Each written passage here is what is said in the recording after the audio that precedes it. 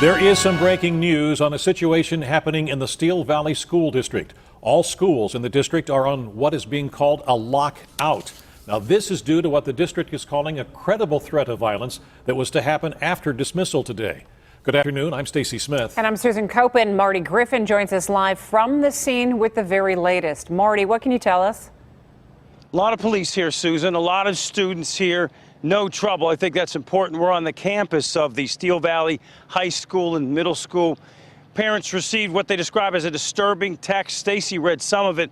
About 2:15, it started out as due to a credible threat of violence in the community. All of the schools in the district are in an immediate lockout. The students will not be dismissed until and unless an adult on their emergency card comes to sign them out. So they started filing out here at about 3 o'clock. We got here and we talked to a number of students and they're shaken up. A steady parade of students and parents filing peacefully, actually, calmly out of Steel Valley High School and the middle school.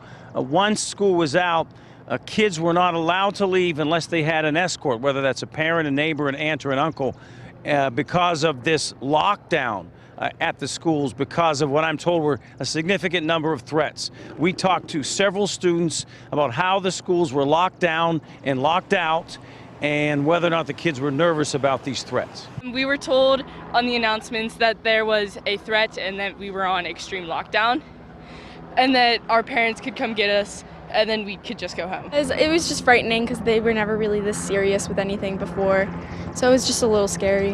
That if there was a threat that no one could come in and actually need a lockdown. Do you feel safe? Yes, because there's a good procedure for if there is a lockdown or a lockout. All right, so where does this threat emanate from? I talked to several police sources. There's several problems here in the last week. 2 shootings in 3 days in Homestead, woman shot in the leg and a man murdered.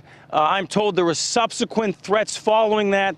I'm told that a grandfather pulled his 3 grandchildren from Garrett Elementary School here in the district this morning, and in an overabundance of caution, and the grandfather did that because of perceived threats. I'm told in an overabundance of caution, the superintendent decided to shut the entire district down, lock in and lock out. By the way, it's gone peacefully. There have been no incidents. There have been no trouble. All the parents have showed up here, and the school is pretty much emptied out with no trouble. Reporting live, Marty Griffin, KDKA-TV News.